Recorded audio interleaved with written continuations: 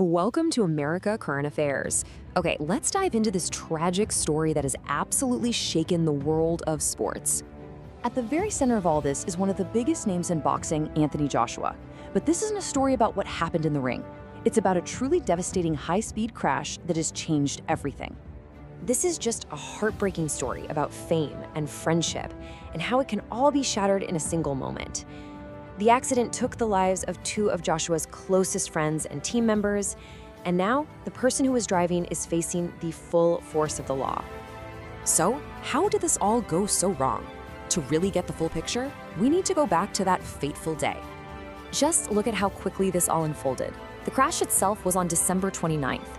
Within just 2 days, the news was everywhere, all over the globe. By January 4th, Joshua was at his friend's funeral, and then, only 2 days after that, a complete bombshell dropped about his entire boxing career. So let's break down the crash itself. It happened on this incredibly busy highway in Nigeria, and according to the official report, the SUV that was carrying Joshua and his team, well, it was speeding. They say the driver tried to make a risky move to overtake another car, lost control, and slammed head-on into a truck that was parked on the side of the road. And the consequences were just immediate and absolutely horrific.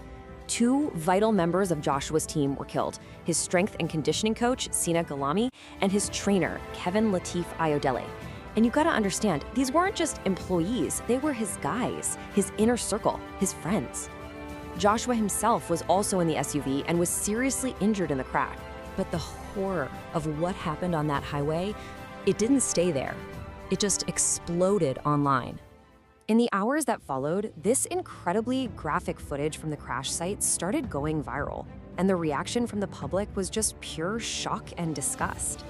This social media user really sums it up, pleading with people not to watch it. Viewers were just traumatized, calling the scene heartbreaking and saying the car was completely obliterated. You know, the video's impact went way beyond just shock value. People were reporting real, profound psychological distress. Many were even worried they could get PTSD just from seeing the graphic images. This led to a huge public outcry, with people demanding that social media platforms take the content down and sparking this massive debate about what should and shouldn't be shared online. So while the public was reeling from what they saw online, authorities were on the ground starting their investigation, which pretty quickly led to an arrest. All eyes quickly turned to the person who was behind the wheel. The driver, a man named Adeni Mobolaji Coyote, was arrested, and now he's facing 4 separate criminal charges for his role in what happened. The main charge, the most serious one, is causing death by dangerous driving, and that is a very big deal under Nigerian law. So just how big a deal is it? Well, if he's convicted on that charge, the maximum sentence he could face is 7 years in prison.